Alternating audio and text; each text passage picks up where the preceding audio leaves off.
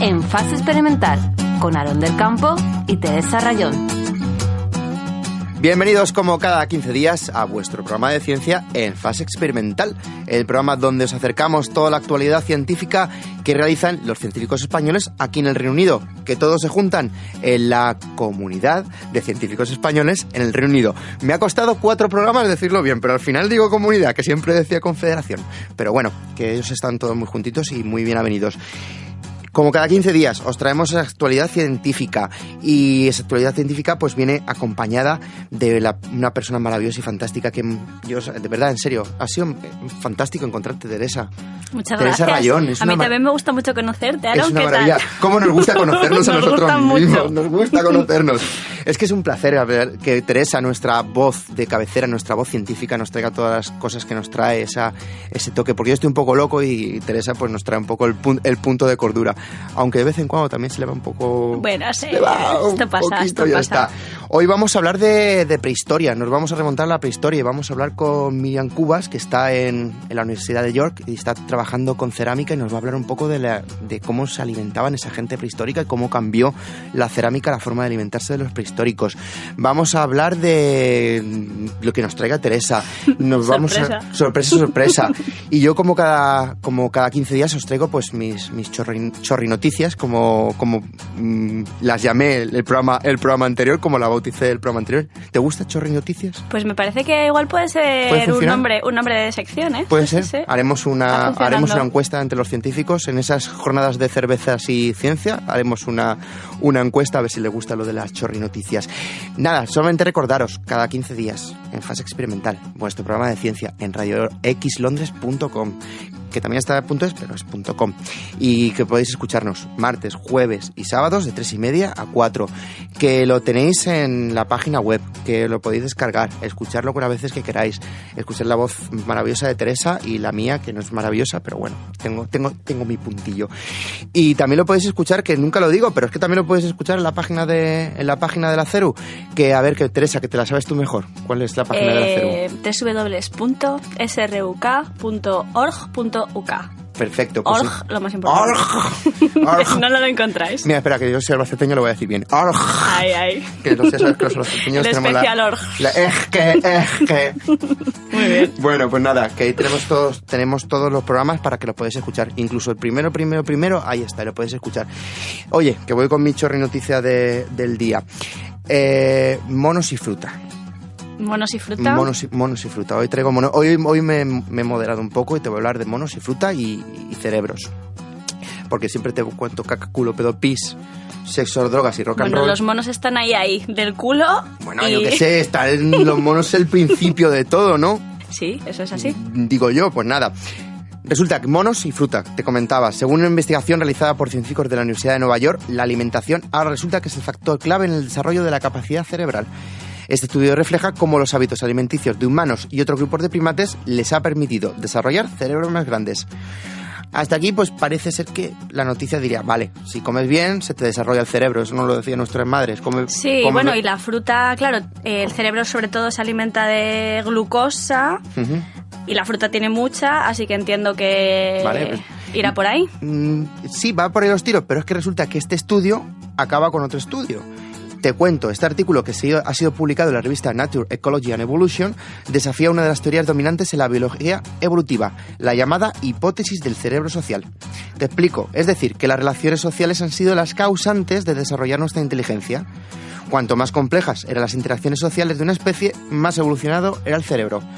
Pues según este nuevo estudio, la calidad de la alimentación sería un mejor indicador del tamaño relativo del cerebro. Después de analizar rasgos comunes, interacciones sociales y de aplicar técnicas estadísticas avanzadas, los investigadores afirman que la dieta es un indicador mucho más fiable del desarrollo cognitivo. Y más concretamente, los autores señalan que los primates que siguen una dieta rica en frutas poseen alrededor de un 25% más de tejido cerebral que las especies que comen plantas. Aunque el análisis no llega a identificar de forma definitiva las causas que establecen el vínculo entre fruta y tamaño del cerebro, los autores sí sugieren que tiene que ver tanto con el almacenamiento de la información espacial para recordar la ubicación de la fruta, como con la necesidad de desarrollar métodos para la extracción del alimento. O bien podría estar relacionado con el mayor aporte energético, como bien apuntaba Teresa, que ofrece este tipo de comida en comparación con otros. Pues ahora, comer fruta, chicos, 5 piezas al día. Eso está muy bien, y que estaba pensando yo que, claro, si lo piensas, hay, muchos animales, pensemos en los osos panda, que evidentemente siempre se cuenta que se pasan la mitad del día, creo, no sé si es 2/3 del día comiendo hojas, y el último tercio que les queda, el último cuarto, procesándola. O sea que claramente tomar algo que vaya rápido al cerebro nos viene muy bien. Oye, al final no ha sido tan chorri noticia, ¿eh? No, ha estado muy bien. Está bien. Voy mejorando, Esta me ha gustado. Voy mejorando. Es que lo que tiene juntarse contigo. Muy bien. Tráenos tú cosas serias, cuéntanos cosas. Pues hoy creo que el tema va un poco de evolución, pasado, historia. Ya nos han dicho que no podemos decir que los humanos y los dinosaurios coexistían, esto está clarísimo que no pasaba, pero yo traigo una noticia de dinosaurios. Entonces, ¿Parque Jurásico no era de verdad? Parque Jurásico, es ciencia ficción, y en realidad ahí sí que era un poco de verdad, porque los dinosaurios los habían creado de nuevo. Ah, bueno, vale. Yo lo que os traigo es una noticia que también va a ser, o esperemos que sea, un poco controvertida. Reorganizando el árbol genealógico de los dinosaurios. Se ha publicado una nueva clasificación de los dinosaurios que desafía a la división de los dinosaurios clásica, basada en la anatomía de sus caderas, y que se propuso hace unos 130 años. Desde que el paleontólogo victoriano Harry Seeley declarara que los dinosaurios deberían ser divididos en 2 grupos mayores, ornitisquios y saurisquios, nunca se había reevaluado el árbol genealógico de los dinosaurios. La nueva clasificación arroja nueva luz sobre la evolución de los dinosaurios y ofrece una explicación para muchos de los rasgos anatómicos considerados previamente como convergencias notables entre familias. O sea, que no tenía muy buena explicación, pero aún así se veía que eso era similar. Matthew Barron, de la Universidad de Cambridge, ha publicado su teoría en la revista Nature. Para revisar la relación entre los diferentes grupos de dinosaurios, el autor usó algoritmos de agrupamiento informáticos para clasificar las distintas especies de acuerdo con la presencia de 457 características diagnósticas anatómicas en fósiles de dinosaurio. Según la nueva ordenación, el Triceratops, un herbívoro con 3 cuernos, está más relacionado con el Tyrannosaurus Rex, el predador clásico, que con el Diplodocus, en contraste con el árbol clásico, donde Triceratops y el herbívoro Diplodocus formarían parte de la categoría de ornitisquios, los pájaros. El estudio es clave, ya que ofrece nuevas pistas sobre la evolución de los dinosaurios, incluyendo que los primeros dinosaurios eran omnívoros, pequeños, caminaban sobre 2 piernas y usaban manos agarradas. Si se confirma esta nueva visión del árbol evolutivo de los dinosaurios, no solo los diagramas de la diversificación de los dinosaurios requerirán una nueva revisión, sino que las exhibiciones de museos en todo el mundo tendrían que ser reorganizadas. Pues los del Museo de Historia Natural van a estar súper contentos con tu noticia. Pues van a estar súper contentos, y voy a decir que el autor de este artículo está relacionado con el museo, así que... pues bueno, entonces me cae. Deberíamos preguntarle cómo ve lo de cambiar el museo entero. ¿Esto quién me lo ha cambiado? Si estaba ya todo hecho. Si esto ya 130 años. Pero si estaba ya. Eso si vienen, que es gratis, ¿para qué lo cambias? Pero lo que es curioso es eso, que nadie nunca lo había tocado, nadie nunca lo había investigado, y de repente, cambio. Oye, fantástico. Eso está estupendo. ¿Algo más que añadir? Poco más. ¿Pasamos a la entrevista? Pasamos a la entrevista. Continuamos en Fase Experimental.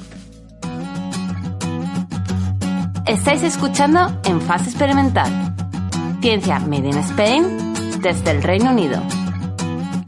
Continuáis como cada 15 días aquí escuchando En Fase Experimental, el programa de la Comunidad de Científicos Españoles en el Reino Unido, y en esta ocasión nos vamos a ir hasta York para hablar con Miriam Cubas, que es arqueóloga, y vamos a hablar con ella de arqueología y de prehistoria.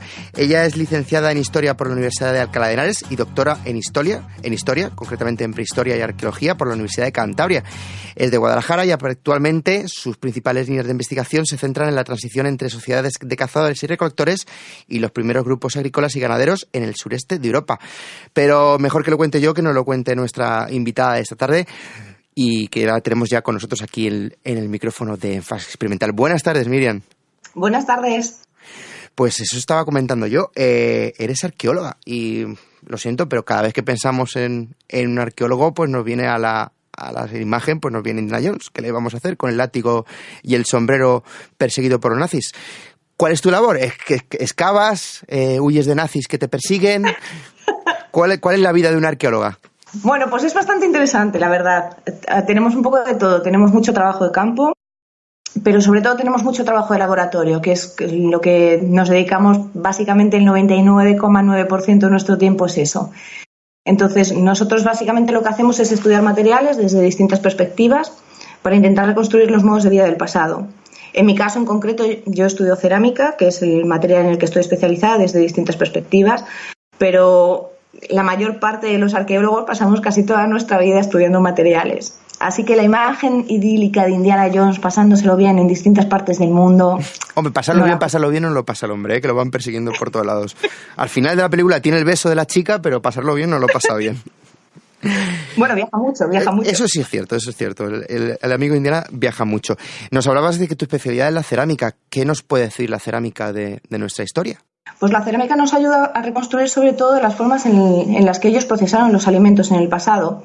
Es una tecnología relativamente reciente, en cronologías arqueológicas, obviamente, que aparece en distintas partes del mundo en distintos momentos y vinculadas a distintas necesidades de los grupos humanos. Entonces, lo que nos ayuda es a reconstruir un poco, pues, sobre todo cómo procesaban los alimentos, qué es lo que ellos cocinaban, qué es lo que consumían y con qué se alimentaban. Yo me acuerdo un poco de las clases de GB del colegio, de cuando eran cazadores-recolectores y pasaron a agricultores-recolectores. ¿En qué influyó la aparición de la cerámica en esa transición en la historia de la humanidad? Pues influye mucho porque, bueno, la transición de cazadores-recolectores a agricultores obviamente cambia por completo la historia de la humanidad y supone distintos aspectos, pero sobre todo el más interesante es que el ser humano se hace muy sedentario a partir de ese momento. Entonces aparecen los poblados sedentarios y en esta medida la cerámica tiene un papel fundamental porque aparece como la tecnología más documentada en todos los yacimientos arqueológicos y permite sobre todo almacenar productos. Entonces permite crear ese almacenamiento para alimentar grupos de mayor tamaño y bueno, supone una verdadera revolución en la historia de la humanidad. ¿Cuál era la dieta de estas primeras civilizaciones que empezaron a utilizar la cerámica? ¿Cuál era lo que habitualmente comían? Pues depende un poco de la zona donde aparece la cerámica, porque los núcleos más antiguos de origen de la cerámica están situados en la zona de Japón, en la zona del este de Rusia, en China, y en este caso las cerámicas aparecen vinculadas con el procesado de recursos marinos, de peces, moluscos, de cualquier tipo de recurso relacionado con el mar, lo cual va un poco en contra de las primeras teorías que se propusieron, porque siempre se había propuesto que la cerámica surge relacionada con la necesidad de almacenar el grano. Y bueno, los últimos estudios de análisis de contenidos que estamos realizando ahora demuestran que no, que las primeras cerámicas del mundo están relacionadas pues con esa explotación del mar, del medio marino. Interesante. Y sí, la verdad es que es bastante interesante porque ha cambiado mucho el concepto de cómo surge la tecnología y en relación a qué, porque siempre se pensó que estaba en relación con la agricultura, con el origen de la agricultura, y no es así. Actualmente, ¿dónde están los yacimientos? ¿Dónde trabajas aquí en el Reino Unido? Bueno, yo trabajo con yacimientos de la fachada atlántica europea, del suroeste de Europa, desde Portugal hasta Normandía. Sé que tu mayor tiempo de investigación ha sido en la cornisa cantábrica. ¿Cuáles son las semejanzas y diferencias entre estos yacimientos y los británicos? Pues tienen bastantes diferencias, sobre todo en cuestión de cronología. La fachada atlántica europea tiene una característica fundamental y es que es la zona donde hay una adopción de la tecnología más tardía con respecto al resto del continente. Además, obviamente, es una zona costera, con lo cual, en los momentos previos a la adopción de esta tecnología hay una explotación masiva de los recursos marinos. Entonces, el objetivo era ver si con la aparición de la cerámica se continuaba con esa explotación de los recursos marinos o no. Entonces, bueno, trabajo yacimientos de Portugal, sobre todo de la península de Lisboa, muchos de la región cantábrica, obviamente, y después de la zona de Bretaña y Normandía francesa. La idea es comparar cómo se adopta la tecnología en esta zona y después comparar con la expansión posterior, casi un milenio posterior, que hay en las Islas Británicas. No sé si habrá cambiado mucho a lo largo de la historia, de 3.000, 4.000 años de historia, o incluso muchísimos más, que seguimos comiendo mejor nosotros que ellos, que los británicos, comían mejor los prehistóricos cántabros que los prehistóricos ingleses, ¿O no ha cambiado mucho o no ha cambiado nada? Eso no ha cambiado nada. No ha cambiado, ¿no? No ha cambiado nada. ¿Qué es lo que comían? ¿Qué diferencias hay en la alimentación entre las dos zonas, entre el Reino Unido, el antiguo Reino Unido y la antigua cornisa cantábrica? Bueno, de momento estamos todavía analizando los resultados, pero los resultados preliminares que es bastante diferente los alimentos que se procesan, que lo que se procesa en las cerámicas no quiere decir que sea lo único que se consume. Uh-huh. Sino que, bueno, lo que se procesa sobre todo en la fachada atlántica europea son rumiantes, lo que viene a ser pues ganado, sobre todo carne, la parte más cárnica es lo que se procesa. Sin embargo, en el Reino Unido, o lo que son las islas británicas, lo que se procesa sobre todo son lácteos. Las primeras cerámicas aparecen relacionadas con la expansión de la leche, uh-huh. que es algo también muy interesante porque es la primera vez en la historia, obviamente, que aparecen restos de lácteos en la alimentación de las poblaciones prehistóricas. ¿Y cómo se transmitía el conocimiento sobre la explotación de los alimentos entre los diferentes lugares geográficos? Pues la verdad es que es una hipótesis a explorar, porque no lo tenemos muy claro. Tenemos claro más o menos cómo se transmite la tecnología. Sabemos si las cerámicas se hacen por los grupos humanos que habitan en esas zonas, porque podemos estudiar las materias primas para ver si se utilizan las arcillas del entorno.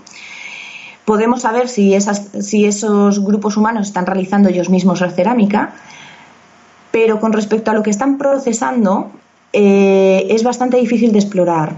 Podemos saber si hay, obviamente, semejanzas entre distintas zonas, pero no podemos saber si eso se debe a una transferencia del conocimiento o no entre los distintos grupos humanos. Decías que la mayor parte de tu tiempo lo pasas en el laboratorio. Vamos a trasladarnos a un momento al laboratorio y te quería preguntar qué aportan las técnicas mineralógicas y del ámbito de la química biomolecular al estudio de la cerámica. Pues la verdad es que ha puesto una revolución. Las técnicas mineralógicas llevan siendo aplicadas al estudio de la cerámica mucho más tiempo, desde mediados de los años desde mediados del siglo XX. Entonces, las técnicas mineralógicas básicamente lo que permiten es saber cómo se hizo esa cerámica. Si está hecho con arcillas de los entornos donde se documentan, qué tipo de materiales se utilizaron, qué tipo de arcillas, si se utilizaron determinados tipos de rocas, todo lo relacionado con lo que es la propia manufactura, con lo que es la propia elaboración de los recipientes. Sin embargo, la aplicación de las técnicas biomoleculares, que es bastante más reciente, de finales de siglo, y que ahora mismo está teniendo un desarrollo espectacular, uh-huh. Lo que permite es estudiar precisamente eso, la funcionalidad. Lo que permite es extraer los lípidos que se conservan en las cerámicas arqueológicas y mediante el análisis de esos lípidos saber qué es lo que se estaba procesando o no, qué es lo que ellos estaban cocinando y con qué tipo de especias o qué tipo de procesador le estaban dando a esos alimentos. Además, es una duda que me viene ahora mismo a bote pronto. Nos hablabas de que las primeras cerámicas aparecían en Asia, en Japón, en China uh-huh. y normalmente siempre hemos entendido que el principio de la civilización ha sido aquí en el continente africano, Europa. ¿Qué similitudes uh-huh. hay entre las dos zonas? ¿Se han encontrado ciertas similitudes o es completamente diferente? Es completamente diferente. De hecho, entre las tres zonas, entre lo que es el este de Rusia, Japón y China, también son completamente diferentes. O sea que parece que se trata de tres centros de origen completamente independientes. Y después la expansión, obviamente, por toda Eurasia va adoptando muchísimas variantes geográficas. Muchísimas. De hecho, la que yo estoy estudiando no se parece en nada a las primeras cerámicas que se documentan en esa zona. Pues mira, antes de acabar, a todo el mundo le hacemos esta pregunta y me gustaría preguntarte, ya que estás, vaga redundancia, que estás aquí con nosotros en los micrófonos de Fax Experimental. ¿Tú crees que tu estudio se podía haber hecho en España o conforme está la situación no lo ves? Bueno, la primera parte la realicé en España, el análisis mineralógico. Lo que pasa que es verdad que bueno, el Reino Unido cuenta con unas facilidades que nosotros no disponemos, sobre todo en lo que se refiere a laboratorios, equipamiento. Entonces, a día de hoy, creo realmente y sinceramente que no la podría haber hecho allí. Y eso que nos vendían, ¿no? Que parecía que estábamos... No tengo ni idea, la verdad. Te hablo un poco como periodista que soy, que sabemos mucho de todo y mucho de nada. Pues no, es verdad, es así. Siempre se nos hablaba de Atapuerca, de Burgos, de los grandes descubrimientos que se habían hecho en España y ahora parece, ¿no? Que eso, ¿se está yendo para atrás o...? No, en absoluto, en absoluto. La península es espectacular. Desde el punto de vista de la arqueología es espectacular. Tenemos grandísimos yacimientos. Bueno, Atapuerca ya. Lo bueno es que cuando cuando hablamos de arqueología en España, por ejemplo, en general, en una conversación normal, por lo menos ya todo el mundo sabe que Atapuerca existe. Lo cual es un paso muy importante, porque antes era lo típico. ¿Y has estado en Egipto? Entonces, bueno, ya Atapuerca existe. Pero la península tiene unos yacimientos impresionantes. La región cantábrica está llena de cuevas con pinturas rupestres, que además son visitables, que puede disfrutar todo el mundo. El sur está lleno de dólmenes, y es verdad que el turismo cultural, del interés en general del público por los yacimientos, cada vez es mayor. O sea, que se visitan y bueno, la riqueza arqueológica que tiene es impresionante. Lo único que, bueno, el problema es que no podemos realizarlo allí. Ya. Pues Miriam, muchísimas gracias por estar con nosotros. Miriam Cubas, doctora en Prehistoria y Arqueología por la Universidad de Cantabria, actualmente en York, estudiando la cerámica. Muchísimas gracias por estar con nosotros esta tarde en Fase Experimental, y ha sido un auténtico placer y que nos contaras todas estas cosas tan interesantes y que hubiéramos descubierto lo que nos puede llegar a contar la cerámica, todas las cosas que nos puede llegar a contar. Muchísimas gracias por estar con nosotros esta tarde. Muchas gracias a vosotros, ha sido un placer. Hasta otra, muchas gracias. Hasta luego.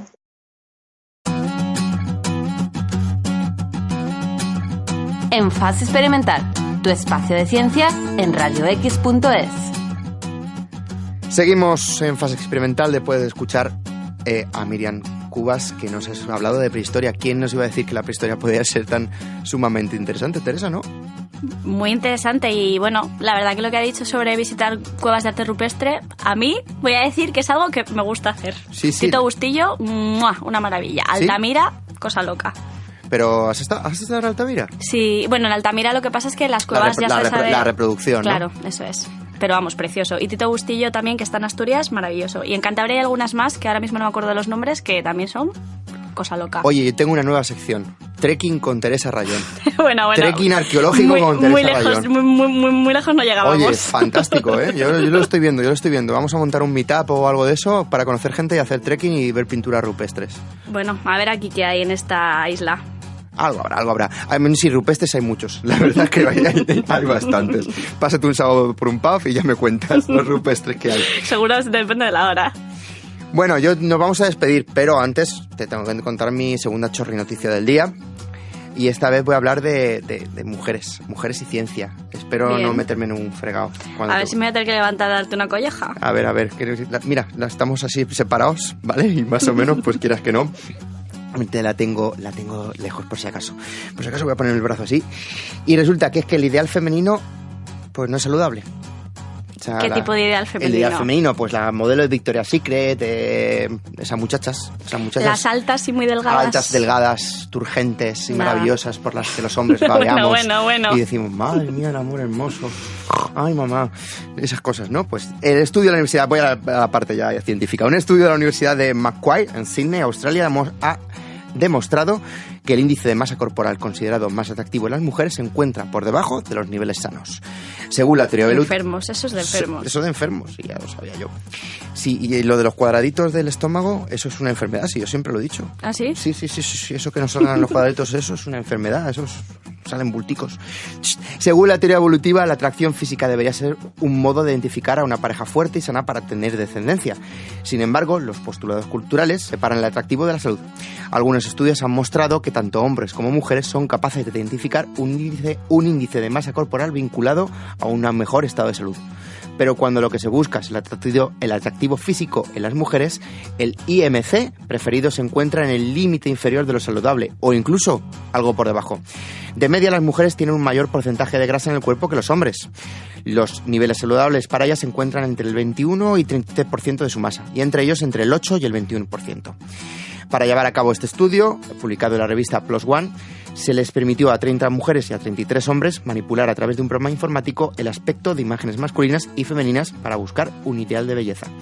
Los autores observaron que la cantidad de grasa preferida por los hombres era significativamente inferior a la considerada saludable.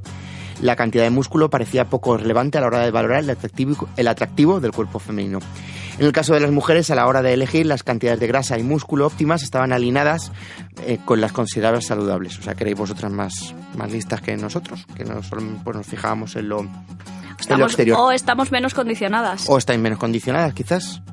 Pero bueno, los resultados obtenidos tienen gran similitud con otros que reflejaron también cómo la influencia de los medios de comunicación pueden cambiar las preferencias estéticas de la población, separando lo que se considera atractivo de lo sano. Solo un detalle más para todos los fofisanos del mundo: a mayor masa muscular, lo que conocemos como los masas o ciclados, mayor nivel de testosterona, lo que hace que tengas un sistema inmune mucho más débil. Por lo cual, chicas, pues esos chicos así súper mazados, ¿cómo se llama el actor el que está con la pata aquí? Ah, no me lo sé yo. Chris Wanworth o algo así. Parece que aquí hay un grupo de fans. Hay un grupo de fans que está así súper mazado y súper... ¡Thor! Thor, ya sé quién es Thor. Thor. El del martillo, pues ese es una enfermedad, que lo digo yo, chicas, que es una enfermedad. Pues Teresa, ya está, mi chorrinoticia del día, ya nos despedimos hasta dentro de 15 días en nuestro programa de ciencia. Muchísimas gracias, Teresa, por estar con nosotros. Teresa Rayón, nuestra voz ilustrada, que siempre nos trae... Un placer, qué bien me lo paso, cómo me gusta este programa. Esto es una maravilla. En nuestros estudios de Abbey Road Institute está nuestra voz, que está ahí en los cielos, nuestro técnico Carlos Bricio. Carlos, te queremos, si nos escuchas donde estés. Nuestra productora, que ha venido una semana más a hablar con nosotros. ¡Bien! Y quiero que nos salude. Ruth, saluda. Yo voy a conseguir que esté con nosotros, Ruth. Saluda, por favor, nuestra productora. ¿No quiere saludar? Bueno, no pasa nada. Está, ha venido está guapísima. Aquí, doy fe. Ha venido guapísima ella para estar con nosotros. Y parece ser que a Thor le parece bien. Y le parece muy bien Thor. Mira, científicamente se está poniendo roja. Nos despedimos ya, que me enrollo. Muchísimas gracias por estar con nosotros, como cada 15 días en Fase Experimental, escucharnos y que acercaros a la ciencia, que la ciencia mola mucho. Porque sabéis, como os digo siempre, que la ciencia os acompañe. Hasta dentro de 15 días, chicos. Hasta pronto. Adiós. En Fase Experimental, todos los martes y jueves de 3:30 a 4 de la tarde. Y si te has perdido algo, descarga nuestro podcast en la web de radiox.es.